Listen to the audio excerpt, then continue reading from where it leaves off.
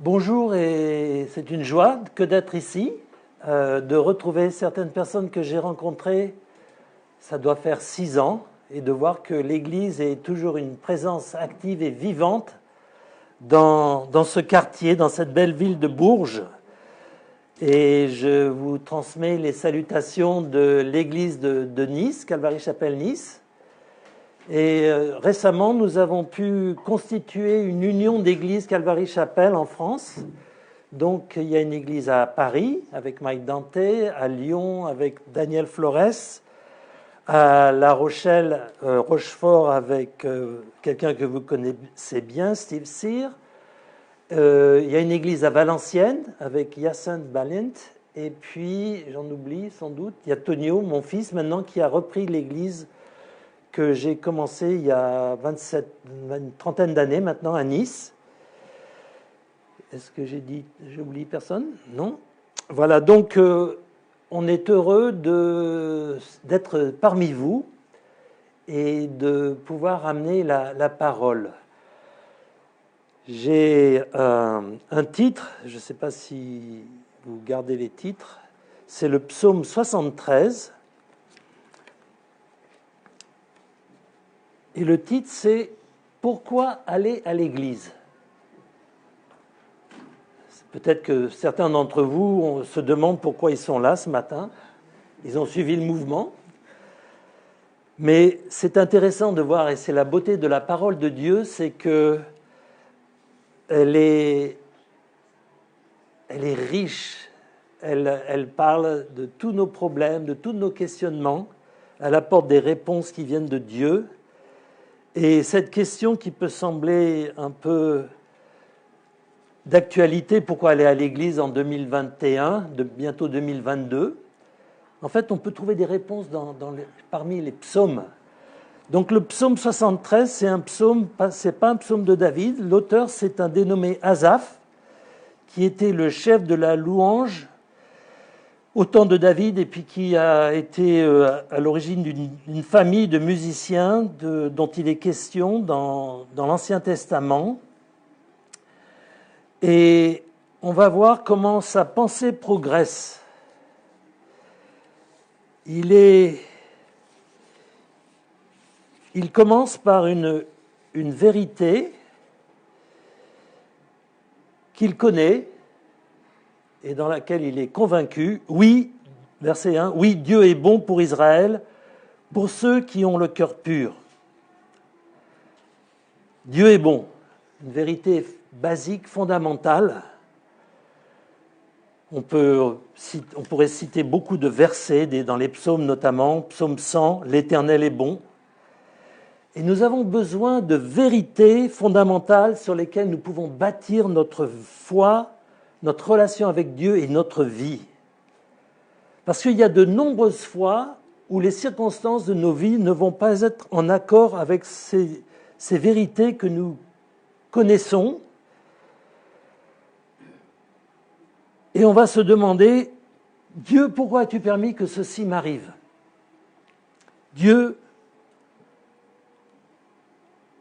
on commence à questionner un peu. Pas ouvertement d'abord parce qu'on veut montrer du respect, on sait que ce n'est pas respectueux de douter de la bonté de Dieu, mais il n'empêche. Et c'est ce qui se passe dans la vie de ce dénommé Asaph. Dieu est bon pour Israël, pour son peuple, pour ceux qui ont le cœur pur. Matthieu nous dira plus tard que ceux qui ont le cœur pur, ils sont bien heureux car ils verront Dieu. Mais il y a ce toutefois. En ce qui me concerne, toutefois mon pied allait trébucher, mes pas étaient sur le point de glisser, car j'étais jaloux des vantards en voyant le bien-être des méchants. Il nous présente son problème. Il se disait, c'est curieux, Dieu est bon pour son peuple, mais j'ai un problème. Je vois que ceux qui ne croient pas en lui, ceux qui se moquent de lui, ceux qui se vantent de ne pas croire en lui-même, j'étais jaloux des vantards en voyant le bien-être des méchants. Les méchants, c'est un terme qui signifiait les non-croyants, ceux qui rejetaient Dieu. Ils pouvaient être très gentils dans la rue quand vous les rencontriez, mais le méchant, c'est celui qui ne croit pas en Dieu, qui rejette l'amour de Dieu. Et effectivement, il disait, ça a failli me faire tomber dans ma foi. Mon pied allait trébucher. Mes pas étaient sur le point de glisser sur une mauvaise pente vers l'incrédulité envers Dieu. Et il était jaloux des vantards en voyant leur bien-être. Et une fois qu'il a posé ce problème, là, il va nous montrer en quoi ces méchants sont bénis par Dieu, entre guillemets. Alors il a en quelque sorte, il a détourné le regard de Dieu et il s'est tourné vers ceux qui réussissent dans la vie et qui ne sont pas chrétiens, ceux qui se moquent de Dieu, ceux qui sont riches, bien portants, en bonne santé, qui sont populaires.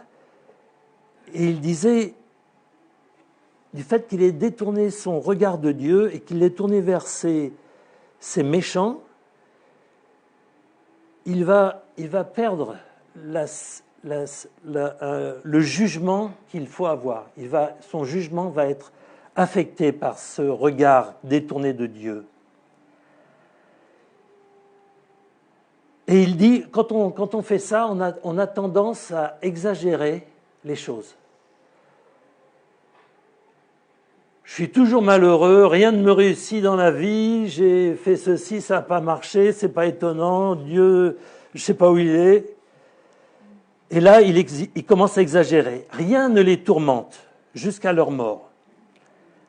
Leur corps prend de l'embonpoint. Alors nous, aujourd'hui, on dit « Oh, ça, c'est pas une bonne chose ». Mais à l'époque, avoir de l'embonpoint, c'était être prospère, c'était avoir de la richesse, d'avoir de quoi se nourrir tous les jours.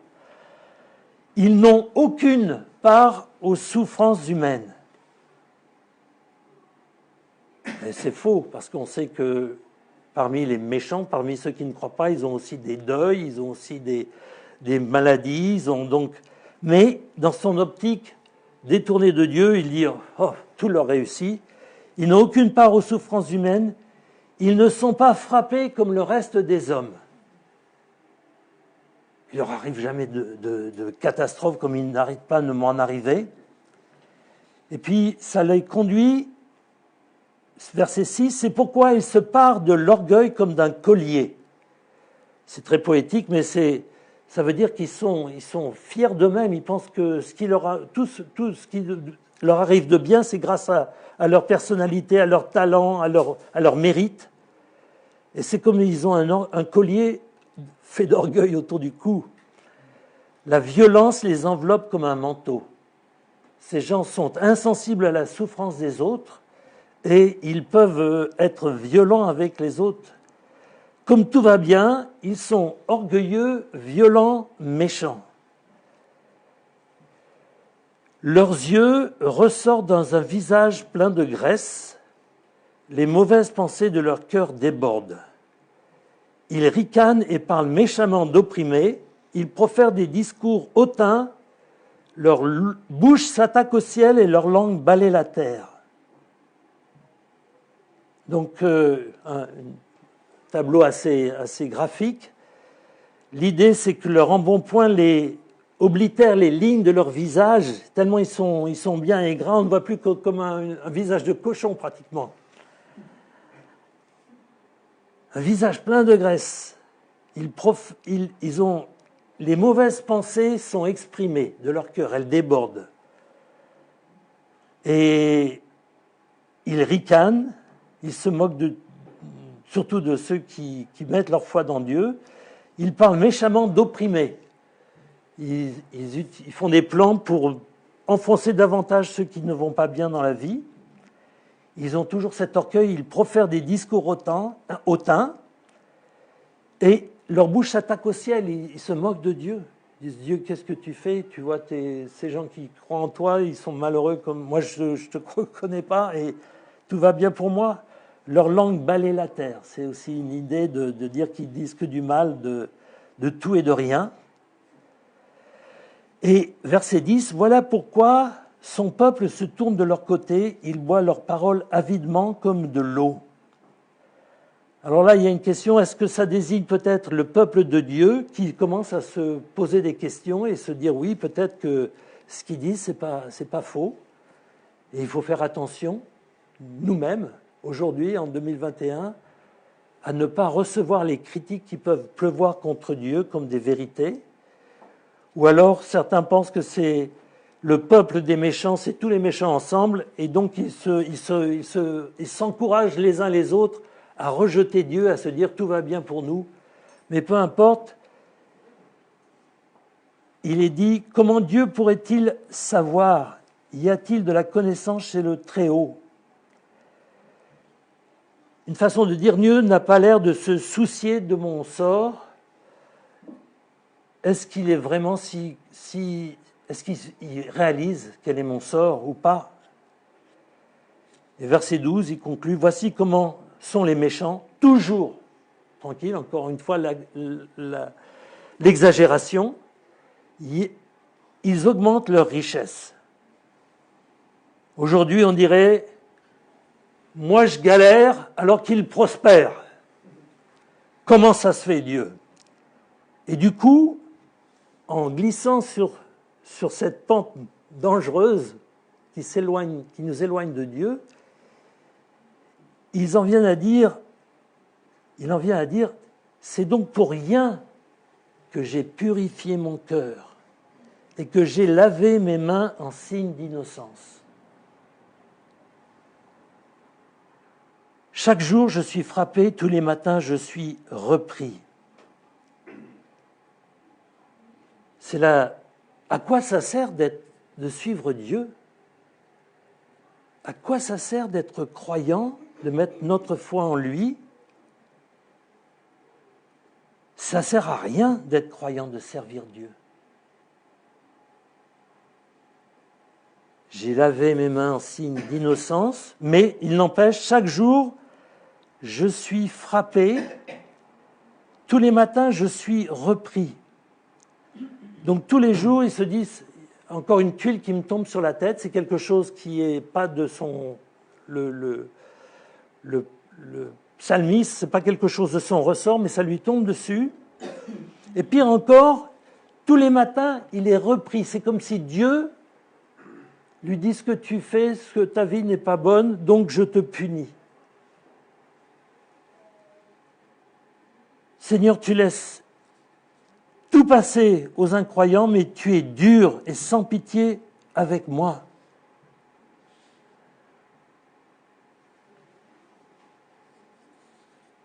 Et c'est vrai que ce n'est pas facile de réconcilier ce que l'on sait de Dieu, intellectuellement, ou qu'on a expérimenté dans le passé, que Dieu est bon, et de voir ce qu'on voit, de réconcilier ce qu'on voit autour de soi dans le monde.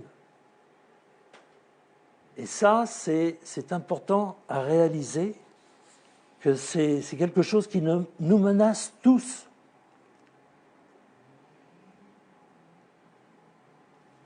Il a quand même au verset 15, il dit « Si je disais je veux parler comme eux, alors je trahirais tes enfants. » Il a quand même une retenue. Il dit « Quand j'ai réfléchi pour comprendre cela, la difficulté a été grande à mes yeux. » Donc il a des scrupules quand même à se laisser aller, à remettre en question l'amour de Dieu, la bonté de Dieu, parce qu'il sait que ça ferait du tort autour de sa famille de croyants. Et là aussi, nous devons prendre garde à ce que nous disons.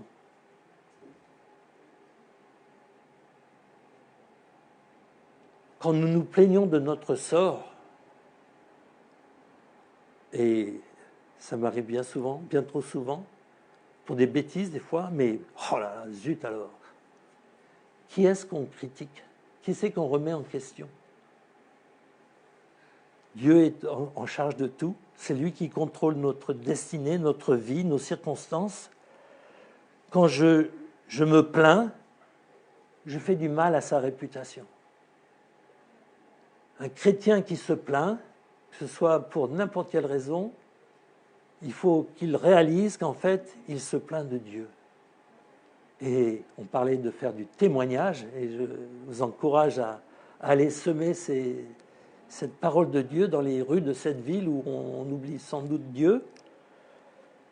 Si on laisse notre mauvaise humeur, nos soucis, nos plaintes prendre le dessus de nos conversations, on crée vraiment, c'est de l'anti-évangélisme. Ça veut dire, regardez, tu dis que tu es chrétien et tu n'arrêtes pas de te plaindre. Et donc, Asaph, il était sur le point de glisser, mais il se rattrape en quelque sorte. Et puis, il nous dit, c'était difficile de réconcilier cette vérité que Dieu est bon et le fait que moi je galère alors que les méchants prospèrent. Et puis, la solution, elle arrive là au verset 17. C'est la clé de ce psaume. Jusqu'au moment où je suis entré dans les sanctuaires de Dieu et où j'ai prêté attention au sort final des méchants.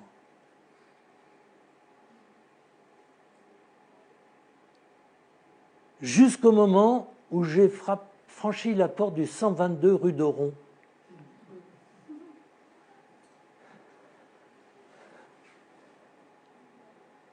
Et que j'ai entendu la parole de Dieu, que j'ai vu des frères qui s'aimaient, j'ai vu l'amour de Jésus dont Bruno parlait.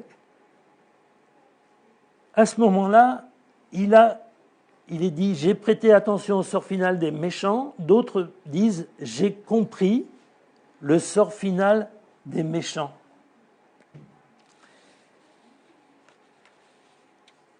Là, il revient à ses sens, il réalise ce qui se passe parce qu'il est dans le sanctuaire de Dieu. Oui, tu les places sur un terrain glissant. D'un seul coup, il réalise que ce n'est pas lui qui glisse, mais c'est tous ces gens prospères, en fait, ils sont pas sur un bon terrain. Ils sont sur le terrain qui glisse vers l'éternité sans Dieu. Tu les fais tomber dans la ruine. Et voilà, en un instant, ils sont détruits, ils ont disparu, ils sont anéantis par l'épouvante. C'est un changement radical du verset 2 où il disait « Mon pied allait trébucher, mes pas étaient sur le point de glisser ». Là, il réalise que pour ces méchants, ce qui les attend, c'est la destruction, la désolation et les terreurs, l'épouvante. Comme un rêve qui se dissipe au réveil, Seigneur, à ton réveil, tu méprises ou tu repousses leur image. C'est un peu comme si Dieu était endormi pendant tout ce temps où Asaph doutait de lui. Et puis, quand il réalise que Dieu est là et que Dieu est toujours là, là, il se dit, c'est comme le Seigneur se réveille. C'est lui, en fait, qui revient à ses sens et qui se réveille. Et là, il y a un changement radical qui s'effectue. Un auteur, un commentateur disait que Asaph savait que Dieu était bon, mais l'autre vérité qui s'imposait à son esprit, c'était que il y avait le bonheur de ceux qui ne croient pas en Dieu. Et l'auteur faisait remarquer, ceci montre que c'est avoir des doutes, comme Asaph n'est pas nécessairement incompatible avec une vie chrétienne responsable.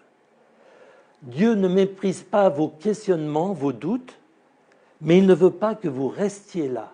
Il veut que votre vie chrétienne vous permette de dépasser ces questionnements, ces doutes. Et devant ce dilemme, cet auteur dit, entre la bonté de Dieu pour son peuple et la prospérité des mauvais, des méchants, qu'a fait le psalmiste? La réponse va paraître à certains comme complètement puérile, enfantine. Il est allé à l'église, en quelque sorte. On ne sait pas ce que les autres qui assistaient au même service, au même culte, ont retiré de leur présence là. Ce n'est pas indiqué. Mais le psalmiste a recueilli là des convictions qui l'ont rééquilibré, qui l'ont réajusté, qui l'ont remis en bon état de marche et lui ont permis de continuer dans la vie chrétienne avec fermeté et assurance. Alors la question c'est, pourquoi aller à l'église? Parce que justement, qu'est-ce qui va se passer là? Qu'est-ce qui allait dans les sanctuaires de Dieu à apporter à Asaph, là où il a pu en fait là obtenir la compréhension de la vie de plusieurs façons. D'abord par la prière et l'adoration, il a compris que Dieu est au centre de toutes choses. Et il a obtenu une nouvelle appréciation pour Dieu et pour l'éternité. La prière et l'adoration. Ensuite, en entendant la parole de Dieu dans le sanctuaire, dans l'église, il a compris qu'il y avait une vérité qui allait au-delà de ce qu'il voyait avec ses yeux et de ce dont il faisait l'expérience dans sa vie de tous les jours. Quand vous venez ici, vous entendez la parole de Dieu, elle vous recalibre, elle vous donne une nouvelle perspective, une perspective éternelle, une perspective d'éternité. Et puis, en fait, en regardant les sacrifices dans le sanctuaire, à l'époque, c'était le tabernacle ou le temple à Jérusalem, je ne sais plus lequel des cas c'était, mais peu importe, il y avait des sacrifices dans le sanctuaire. Et ça montrait que Dieu prend le péché très sérieusement. Ce péché doit être jugé et expié, même si c'est une victime innocente qui prend ma place de coupable par la foi. Et donc, à l'Église, là aussi, vous avez la communion, vous avez la prière, l'adoration, vous entendez la parole de Dieu qui vous nettoie le cerveau et qui vous permet d'avoir une perspective juste et saine de la vie et de l'éternité. Et puis aussi, vous avez une appréciation pour quelqu'un qui a pris votre place en sacrifice expiatoire. À l'Église, on va le célébrer aujourd'hui, c'est la Sainte Seine. La Sainte Seine, ce n'est pas une tradition qu'on fait une fois tous les mois, une fois toutes les semaines. C'est pour nous rappeler de cet amour sacrificiel de Dieu pour nous. Comment est-ce qu'on peut douter de l'amour de Dieu lorsqu'on voit ce qu'il a sacrifié pour nous, comment Jésus-Christ s'est offert lui-même en sacrifice pour nous donner la vie éternelle. Donc ce verset 17, je vous encourage, si vous avez une Bible personnelle, à le souligner jusqu'au moment où je suis entré dans les sanctuaires de Dieu. Et là, j'ai réalisé que ce qui me faisait problème, en fait, ce n'était pas un problème. Dieu va se charger de la justice en son temps. On parlait tout à l'heure avec Nicole du fait que le temps de Dieu n'est pas notre temps. Et là, bien souvent, nous, on voudrait qu'il agisse tout de suite, qu'il punisse les méchants, les vantards, les stars de rock qui se moquent de Dieu, qui portent des croix, mais qui en font une moquerie. Mais il a compris, il a prêté l'attention. Tu les places sur un terrain glissant, voilà un instant, ça va être la destruction, la désolation, la terreur. Verset 21, « Lorsque mon cœur était aigri et mes reins transpercés », peut-être une évocation de la maladie. Souvent, Satan peut utiliser la maladie pour nous détourner nos yeux de faire confiance à Jésus. Il a une confession très honnête. Il dit « J'étais idiot, j'étais stupide et je ne comprenais rien. J'étais devant toi comme une bête, c'est-à-dire que je pensais qu'à mon plaisir immédiat tout de suite, Sans penser au futur, je pensais comme un animal. Et puis verset 23, cependant je suis toujours avec toi. Tu m'as empoigné la main droite, tu me conduiras par ton conseil, puis tu me prendras dans ta gloire. Cependant, je suis toujours avec toi. Il admet qu'il il a joué l'imbécile, quoi, en doutant de l'amour de Dieu, en regardant aux autres qui semblaient mieux se porter. Quand il est revenu dans le sanctuaire, lorsqu'il est revenu dans la présence des croyants pour louer Dieu, pour écouter sa parole, pour se rappeler des sacrifices faits pour nous mettre en relation d'éternité avec lui, il dit, je ne comprenais rien, j'étais vraiment stupide. Mais toi, tu étais toujours avec moi. Ça, c'est rassurant. On peut faire les imbéciles, douter de Dieu. Nous sommes infidèles, mais lui reste fidèle. Il prend soin de nous. Tu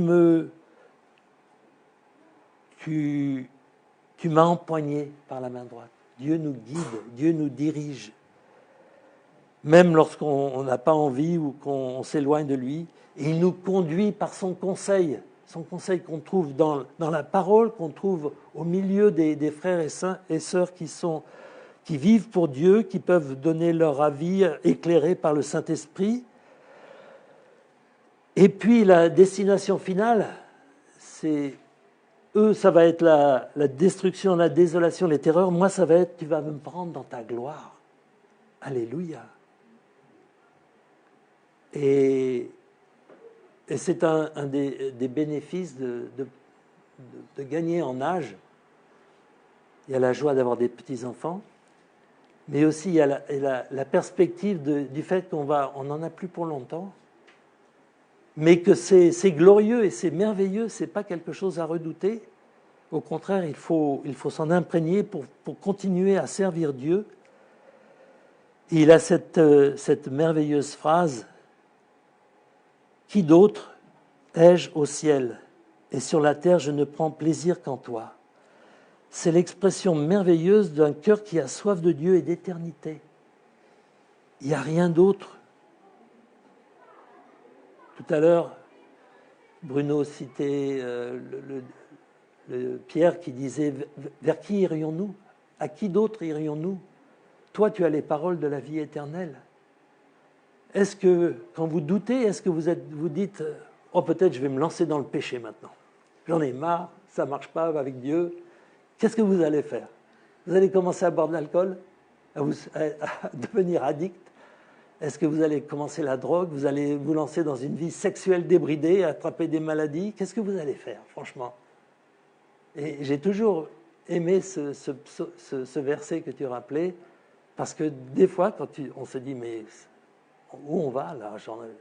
Ça donne rien. Et puis, mais ok, qu'est-ce que tu as comme autre choix réellement?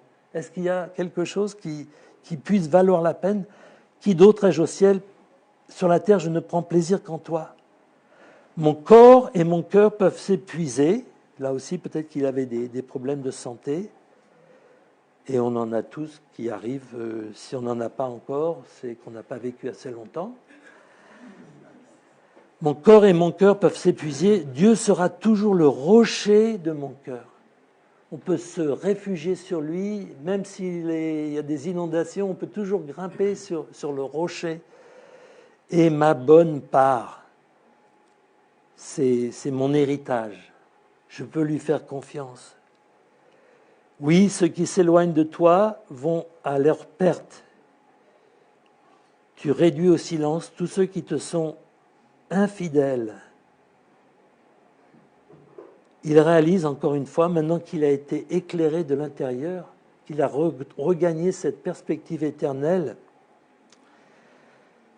il voit que ceux qui s'éloignent de Dieu vont à leur perte. C'est pas un destin enviable. Vous vous souvenez, au début, tout était merveilleux pour les méchants et tout était détestable pour lui-même. Là, il réalise, non, pardon Seigneur, leur sort n'est pas enviable. Le sort de ces stars, malheureusement, on aimerait les amener à Christ. On voit combien de gens riches et fameux et célèbres se suicident parce qu'ils n'arrivent pas à vivre, ils n'ont pas une raison de vivre. Pour moi, mon bonheur, c'est de m'approcher de Dieu. Est-ce que pour vous, votre bonheur, c'est de venir à Dieu? Est-ce que c'est d'être dans la communion, dans l'Église, au sens noble du terme, cette épouse de Christ? Vous replonger dans sa parole, par vous-même et en venant bien sûr au culte, aux réunions, aux études. Je place mon refuge en toi.